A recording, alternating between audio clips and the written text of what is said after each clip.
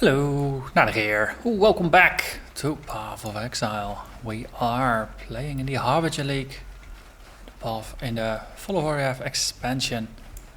And we are in the Chamber of Sins, level 1, and level 2 is right here.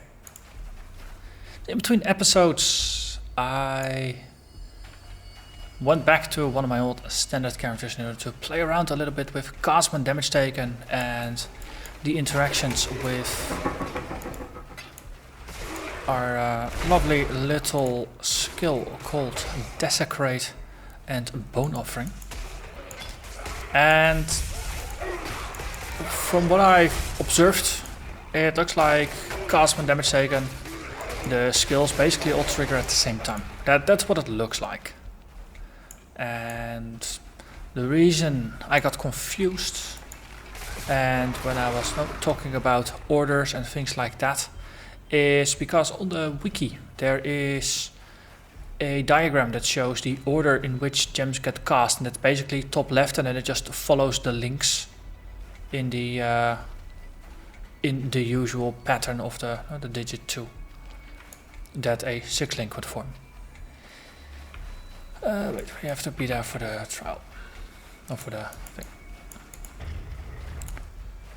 But that is mostly for determining if you have multiple gems of the same skill, which one is gonna trigger first when they're not all on cooldown, or when there's multiple that could be cast. But no, if there's only one copy of a gem and it is eligible for casting, then effectively it will just cast, and it's all going to be at the same time. So any dependence between specific gems in a link, it's going to be difficult to enforce that that way. Oh, hello there. So a way to work around that is to have two different castman damage taken setups, and have the castman damage taken gem be one level apart. So the one you want to have cast first, you put that one on the lower level 1, so it will need less damage taken in order to trigger, and then the other one put it on slightly later. There is a fine line between consideration and hesitation. The former is wisdom, the latter is fear. So we can do the cruel lab now if you want. So that is lovely. But yeah, in the situation where we're generating corpses with Desecrate, and at the same time we have a Bone Offering that is looking for corpses to consume, there's just going to be a race condition, and not race condition, but they're going to trigger at the same time, and there's not going to be any corpses, so Bone Offering is not going to do anything for you, and then Desecrate will generate the corpses, and you are left wondering why the hell those corpses did not get used. And that is because it is a very specific timing. The situation, by the way, with the two gems of castman damage taken at different levels. Hello there, Harbinger. After the first casting, where indeed one will trigger before the other, after that the patterns are going to be slightly different and the timing will get rather wonky. So that's only going to apply for the very, very, very first time it's going to trigger, but that's not really going to help you afterwards. Because they will have different periodicities, so they'll just trigger at different times. And there's not going to be any relation anymore.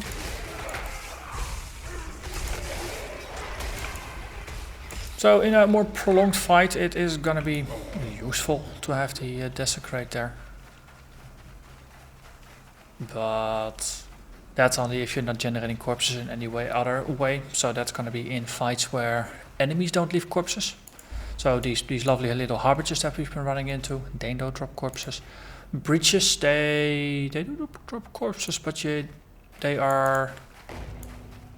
I think breaches did drop corpses, but they were not resurrectable or not spectrable, but you could consume them for Bone Offering, if my memory serves me correctly. Zaro fight, those skeletal minions don't leave corpses either. Piranha's chest, same thing. So having your own source of corpses is gonna be useful. And we gained another skill point. So this is gonna feel like a little bit of a wasted point, because the only thing we really benefit from here is the increased attack speed for minions, because we're not using specters.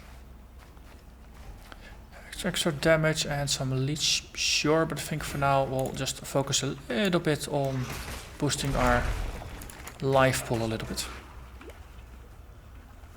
Okay, so we are now in the den. There's a connecting underground passage from the Chamber of Sins to the den. This is where the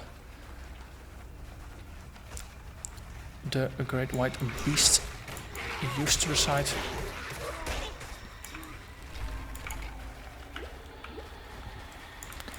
And you, please be murderized. Yes, we got him.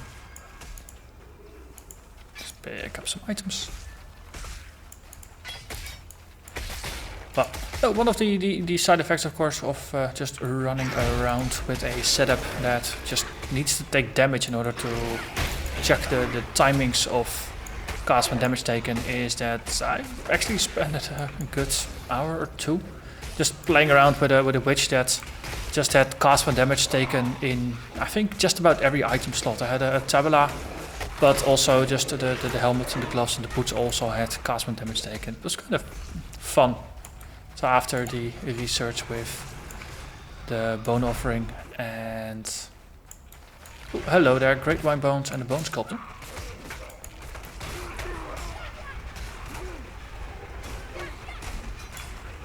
Yay. So some Necromancer resurrected the Great White Beast. But after that I started playing around a little bit with a witch that had just tried to use cast and damage taken triggers in an offensive way. It was interesting. No, the witch, it still had a bit of a skill tree with some bonuses to curses and chaos damage, and so I figured out I'll just put Essence Drain and Contagion on there and just see if we can weaponize that. But yeah, having a under-leveled Essence Drain in a cast and damage taken setup, so it takes 70% less, deals 70% less damage on top of already not doing a lot of damage by itself. It's definitely a good exercise in patience, because it takes quite a while to kill things, but it was entertaining, and yeah, I do really like the retaliation playstyle that a cast and damage taken setup entails. Failed to join any instances. Okay, and now we're back. And there is a waypoint here. So that takes us to the Ashen Fields. And that means we can just walk towards town. Things have been burned down a little bit here. Ooh. Oh boy.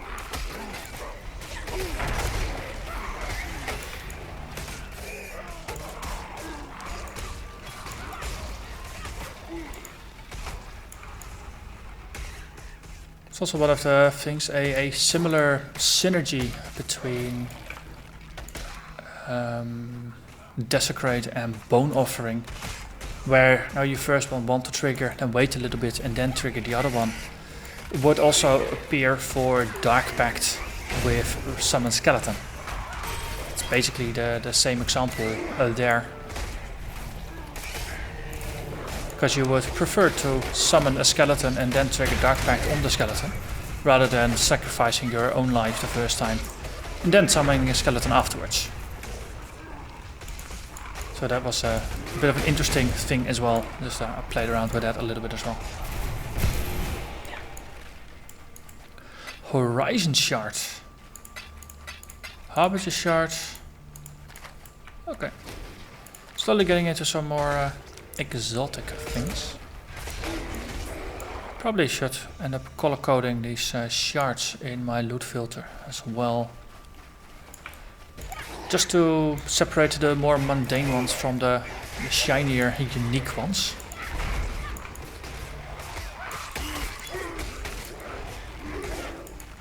Though there's there's a shard of immense power line like we have, there's an orb of immense power that drops.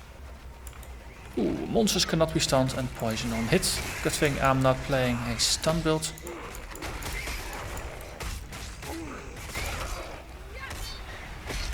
Come on, be murderized. Okay, everybody done murdering? Mostly. Okay, let's go in. We do have a quest achievement thing to kill all of the new Vaal bosses. So whenever we see one of these areas, we're kind of compelled to go in anyway. Deadly Ailments support. That's one of the new gems. Think of it as a multi-strike for ailments. No less damage with the hit, more damage with the ailment. Where multi-strike is less damage per hit, but you get more attacks. Combines very well with multi-strike actually in a poison build. Because you're just minimizing your actual hit damage and massively boosting your ailment damage. That's a lot of mana. Might even be worth upgrading to it. Yeah, but then we do need a good effect. And this is Thorn Runner. That's an old one, unfortunately. Good thing is, we do have a little bit of a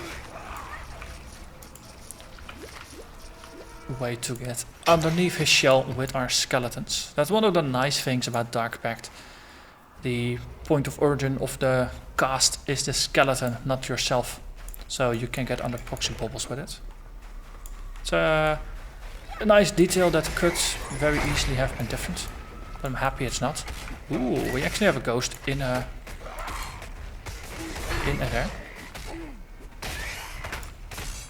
We also had a ghost earlier this area. It's almost like ghost spawns have been improved.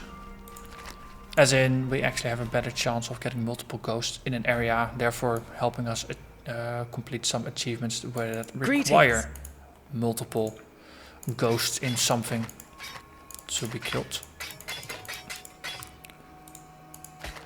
Let's have a look. So all different things that we use, so that does make it easy to ignore. Horizon Shard, yeah, that's a new one, just like the other ones. Cool. Curious to see what it's gonna turn into. Had a look at a couple of them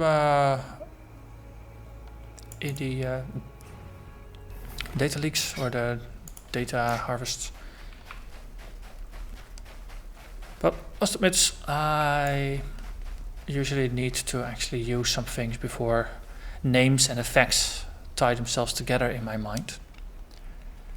But we are now standing in front of Relic Ash, his base, at least the one that he took over here, the old forest encampment. In the very first beta, this was a dangerous fight. It was just a snooze fest. In the second playthrough, it was a very dangerous fight. So I'm very curious to see what for this build the experience is gonna be. Let's do this.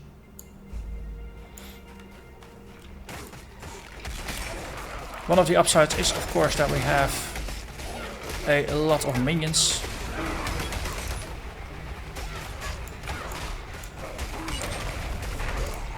And we have a lot of AoE damage, so whatever is being thrown at me, we can just murder it. There is Grust, the Lord of the Forest.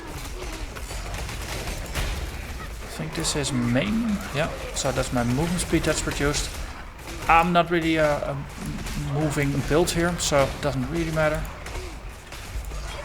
Okay, and Relic Ash is gone. That was rather straightforward. Very different experience if you're playing with an army of minions and a lot of area of effect damage that leeches on top of a life and energy shield versus playing a poison based shadow that is trying to leech energy shield. Very different experience. When you try to control everything, you ultimately control nothing. Relic Ash has never quite been able to grasp that concept. Okay, so the minor god Relic Ash is unlocked. 25% reduced physical damage over time taken while moving. So that effectively means that it just produces bleeding. Because that's the only physical damage over time that we have, isn't it? No, wait, this is with the blah blah blah rage. A skill that you can activate for about 8 or so seconds, get you 4% physical damage degeneration, and get you frenzy charges on hit, or percentage based at least. Might be useful in a build like that, but in general this is going to help you reduce the damage impact from bleeding while moving and even a chance to avoid bleeding. So for now I'm just going to stick with Soul of Vrislava. I think this should almost be a major god power because it is just so nice to have your life flasks be filled up. But that's it. I think we can just move forward and then use the waypoint here to go back. Exactly. Have a chat with people in town. Ermir. You truly are a hero of the modern age, succeeding where even the ancient Val could not. I must say I'm really quite relieved. For a while there I feared we were headed towards another theocratic dictatorship. Exile allowed me to be free of one. I had no wish to experience another. You deserve to be rewarded for your efforts. Here, something with a little insight would suit your purposes nicely. That should be another skill book. Exactly. I think the reward for killing just about every single of these minor gods is going to be a book of skill. Another book thing on Relic Ash. What That's would you just like the old one. Helena, what do you have to say? Yes, I thank you. Though I loved him, I know Grust was lost to me the very moment he touched that vile abomination. I will weep over his passing for many more nights to come. But I am happy that you avenged his honor and freed him from his torment. There's an Asmeri shrine tucked away in the northern forest. Grust took me there, told me it was a memorial to those who had gone before him, a place where their spirits could rest. When he passed, he wanted his remains to be laid to rest with the bones of his people. His body, I find it difficult to even think about it, but I doubt it will ever be recovered. Yet there might still be a way. He gave me his necklace, the fangs he earned when he rose from boyhood to manhood, handed it to me for safekeeping only moments before Relic Ash. It's almost as if he knew what was to come. Please, could you deliver this necklace to the shrine for me? Put Grust's spirit to rest? I would do it myself, but the journey to the northern forest is not what it was. These lands have changed, and not for the better. And not for the better. That's what we're gonna find out. Because we're gonna go hunting for another minor god. In the northern forest. It's Igina Grust. Grust hunted too far from the lands of spirit and fell prey to a spiritless one. I am sad at how he passed, an ugly death. Yet I am thankful that he suffers no more, that he has now found his way back to the spirit, that he can rest now. Okay, she's not talking about fireflies just yet. Quick chat here. They all have something to say, that is useful. I be missing me granddaughter something terrible.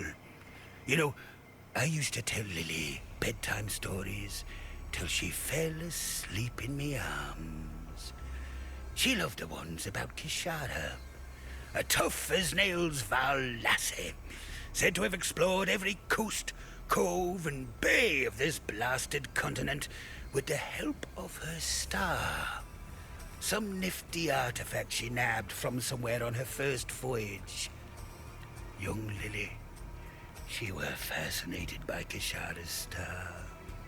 Said to be fair humming with thaumaturgy, able to guide its mistress wherever she be fixing to journey. Methinks me granddaughter liked to imagine that one day she'd hold the star in her hands and explore the outer reaches of this world. Oh, I'd dearly love to see her again. But there ain't no way of making that journey with nothing to show for it. She looks up to me, does Lily? So, I'm reckoning that star might put a smile on her pretty face. With such a gift in hand, I'd maybe have the guts to go visit my granddaughter instead of skulking here like some craven ghost. That's if some kind and brave soul fetched it for me. Ah, interesting. I think the previous time I just happened to find Kishara's star and handed it in, but missed the build-up to it. It's always nice to actually go back and double-check lore. Legend has it, Kishara got herself in some hot water with a certain Queen Adziri. Details are vague as to exactly how, but by all accounts, Adziri were the most understanding of lasses. Kishara, being the free-spirited sort, probably just pricked the royal arse with some spiky facts from the outside world. Almost lost her head for her trouble, Kishara. Adziri took her ship and made sacrifices of her crew, forced the poor girlie into hiding. Still, Kishara being of a wily inclination like myself, she slipped through Adziri's talons and right out of the Empire. But before she left, Kishara hid the star somewhere near the causeway that leads into the old Vald city up north, just in case she got caught, I suppose. Something like that, in the hands of a tyrant like Adziri. Who knows what trouble she might have found with it. Okay, that's actually quite a bit more to that star then. Sin, probably gonna be the next god. Into the most dreaded of thickets you must go, I'm afraid. For there Gruthkul the Despairing sulks and schemes. The Varl laid waste to her kingdom, and placed her slaughtered children at her feet. Grief enveloped Gruthkul, transformed her, flooded her mind with a singular thought, to share her suffering with those who had murdered her daughters. Though she has returned, her sanity has not. There is no fury like a mother bereaved. Mother of Despair. See, that is the... Into the most dreaded Yeah, of thickets. okay. I wonder if Gruthkul would still grieve for her children if she knew the truth. The Spinner of Shadows had no aspirations until Gruthkul's daughters plotted against her. They saw her power over the people, her miraculous potions, her intoxicating lusts. They feared Arakali, thought she might threaten their legacy. Yet that's the curious thing about spiders. They only leave their web when you force them to. Okay, let's go hunt a Mother of Despair. So we got some space. It's gonna be in the Dread Thicket, if I remember correctly. And there are a lot of things around here. Ooh, Essence of Doubt and Sorrow. Just build some skellies around. And then no matter where the enemy is, should go alright. Like that. Ooh, some soldier gloves, those are level appropriate. Yeah, they're mostly level appropriate, so that's good.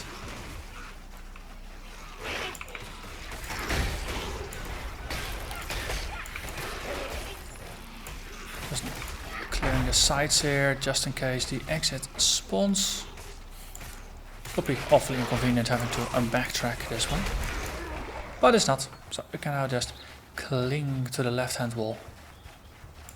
And find ourselves a rather foreboding place. Where the Mother of Despair hides. Or resides, not quite sure. In hiding as such. It has a lot of connotations that might not be true. If you're hiding from something, usually implies you're afraid, and well, you already understand. Gruff-Coll is more just completely mad, grief-stricken, and fear would not be an appropriate emotion to ascribe to someone.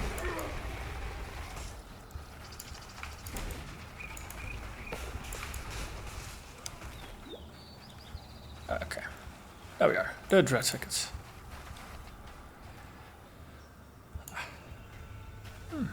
It's very interesting that we have not heard about the Firefly quest yet. Okay. Shrine to Arikali. As her fury grew to blot out the sun, the mother's grief grew to eclipse the land. Gruff-Coll and her horde stampeded across the realms of Arikali, crushing her subjects, blood and bone, into the trembling earth. With her empire on the brink of ruination, our queen, our spinner of shadows, hatched a desperate plan. Feigning injury and defeat, Arikali lured a Gruff-Coll into the heart of a great cavern. There she entwined her enemy in unyielding silk, and then, with prodigious bravery and strength, brought the very stones tumbling down upon Gruff-Coll's antlered head. Signed by the Widow.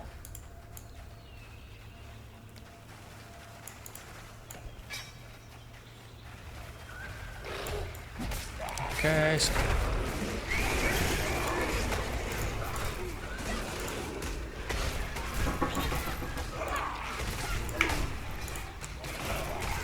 well, at least we are in the dread thickets. Can't have been here recently. Outside of the X7 content here, of course. And there are some fireflies. The fireflies is something that search for the remaining fireflies, but we haven't actually found out why. But Yina wants them.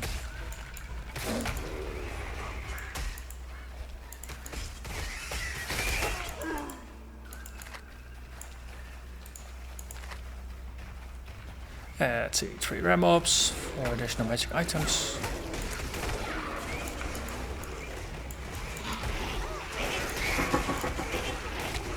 The thing is, doesn't really matter. We are gonna kill them all the same. Ooh, that's the first jeweler box we've ran into. Slowly we will just complete all the challenges.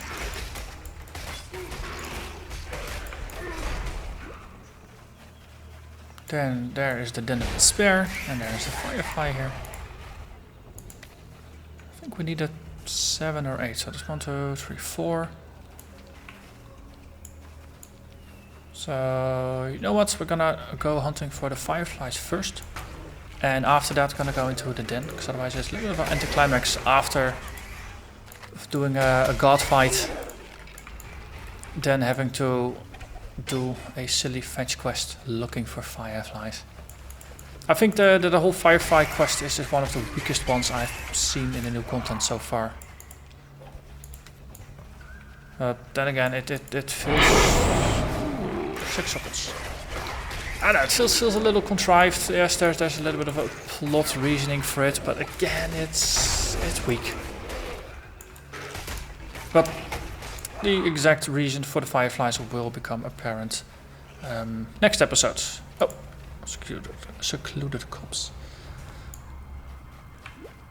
It will become apparent next episode when we are gonna go for Arikali herself.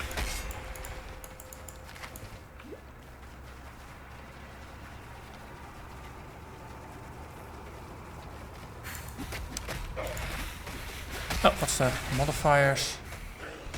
Physical damage reduction. Okay. I don't deal physical damage. So I don't really care. Very convenient thing. Well, the minions, they deal physical damage, so they deal 20% less damage. That's sure. The Dark Pact is the most efficient damaging skill we have anyway, and that's with it not even really spec'd for damage in the first place. Very curious to see if by the time we're running maps, if we really need to dedicate more links towards damage, or whether we can really keep it dedicated to utility support gems.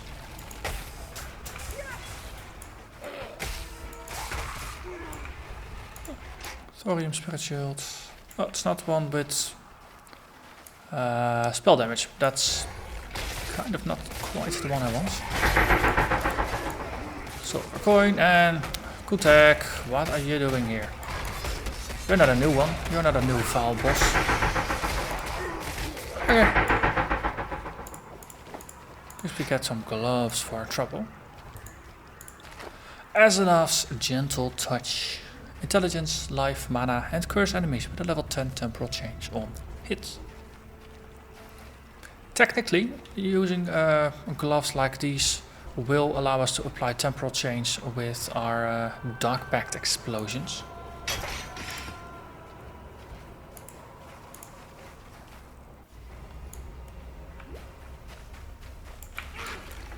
It's just yet another way to just annoy enemies, because they're already gonna die rather quickly.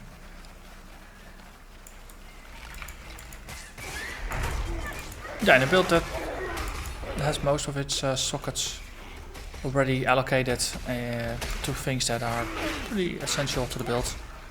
Something like an SSF Gentle Touch is actually a decent, unique to allow you to apply curses without needing a actual temporal change gem for it. I think this is the final Firefly. The final flame.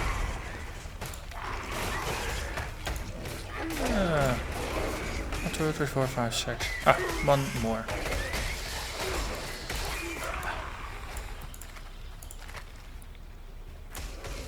That's 4 link.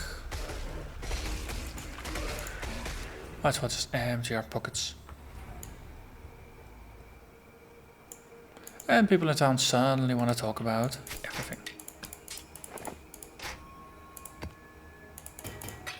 So, wait, that's not a Firefly.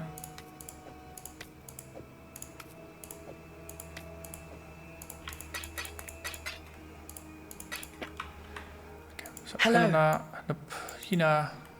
So nothing about Fireflies yet. Eramir. Yes, I know of Gruthkul, the grieving mother. She featured quite prominently in some of the Val texts I restored during my time at the museum in Theopolis. After the deaths of her children, Queen Gruthkul fled north, eventually finding respite amongst the refugees of her own shattered realm. Yet these loyalists saw their own queen as a weapon, a tool for vengeance. They nurtured her pain, transfiguring sorrow into hatred, hatred into violence. Like a grizzled bear, Gruthkul descended into animalism and ferocity. Yet her caretakers foolishly underestimated the agony their bereaved queen harbored in her heart. Like a bear caught in a trap, Gruthkul wrenched free of her human loyalties and slew her followers to the last woman and child. Through devastation, Gruthkul ascended to divinity. Gruthkul's pain has transcended ages, and she will vent that pain upon any and all she encounters until her grief is finally laid to rest. Keep your wits about you. So it's a humanitarian mission that we're doing. We're just easing her pain. Grief counseling, basically.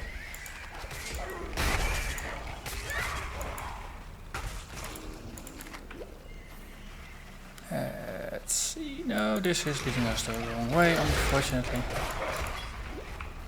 There is a Firefly exclamation marker there.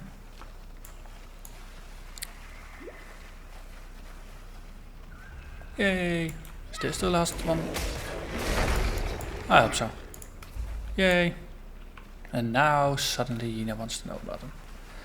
I hope this interconnects, allows us to get to where we need to be much quicker now. Hey, what? The Dreadstone. That's okay, it's elemental. Okay, let's go them. It is dead and it didn't even give us a achievement. That is unfortunate.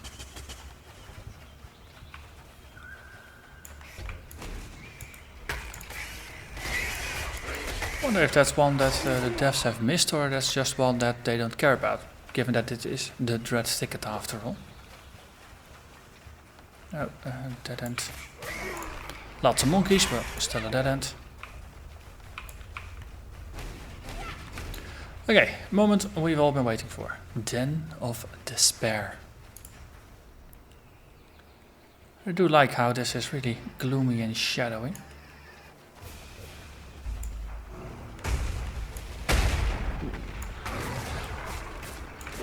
Oh yeah, she has a despair debilitation.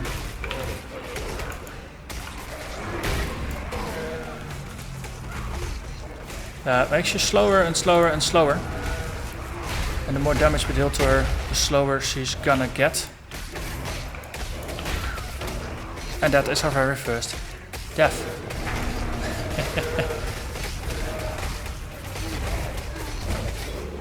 But in vengeance, we did kill her with the minions. But that's actually rather interesting. She was not... I mean, all my previous two characters have both been Leech focused melee fighters. And while it was a tough fight, it was doable. But in this case, I probably misplayed this. I definitely was not mobile, where in this fight I probably should have been. Just staying out of her reach, just getting out, putting minions in her face, putting totems in her face, and just applying Dark Pact, but mostly just moving around and avoiding getting hit, especially that debuff from hers. So let this be a cautionary tale for you. Gruff-Coll is dangerous. The tragedy is that our world, our kind, may turn something as pure and honorable as a mother's love into such a vicious weapon of wrath and butchery. I only hope that Gruthkul will find her children, happy in her arms, in the realms beyond. Slight desync between the words and the vocals. Let's see, 1% additional physical damage reduction for each hit you've taken recently, up to a maximum of 5%. So if you keep getting hit for at least 5 times every 4 seconds, then this is gonna stay maxed. It's a different take on the stationary debuff or bonus you get for Tukahama, which of course can also be rather useful. Especially in a fight like this where if you want to stand still, then it's gonna be up to 8% physical damage reduction. So, was that physical damage, I wonder, in that case?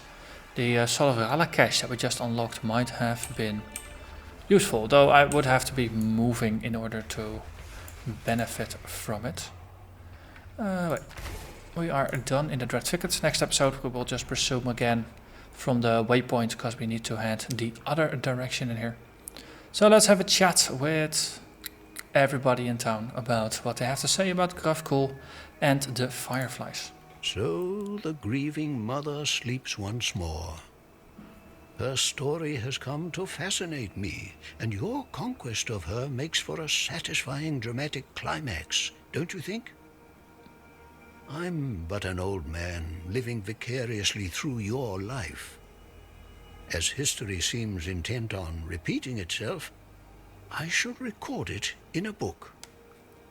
An historical account of the goddess Gruthkul and the legendary champion who defeated her. Yes, the title needs a bit of work, but it will suffice for now. Here, consider this offering as an advance on the royalties we shall reap post-publication. That is, if there is anyone in Rayclast who can read. Oh. I've got it on good authority that Oriath has lost a number of its inhabitants that have fled, so there might be a couple of Oriathans here now that can actually read. Either way, we got ourselves a book of skill. With that, an unnatural calm. You are like the frog that strikes the fly faster than eye can see. No, carry your bright bags to Arakali's gate. We will meet there and brew our fire dew. Not here. Too much to burn. Too many to make blind. Fire dew, eh? Hello. What would you like? It feels like I missed out on a lore bit there, connecting building up to what the heck a fire brew is, rather than, hey, look, I found some fireflies. By the way, I'm gonna make a fire dew. It feels a little odd, the timing there, but I did talk to her before heading over there. Good to see you still kicking. But that was the last bit of lore here. So it is gonna be the end for this episode. We fought our way through the Chamber of Sins. Relic Ash, Gruff-Coll. There's 2 gods here that needed slaying. Next episode, we're gonna add another god to the list of slain ones, and that's gonna be Kali, who will reside in the temple over there. But that's gonna be for next time. So for now, thank you very much for watching, and I hope to see you again next time. Bye bye.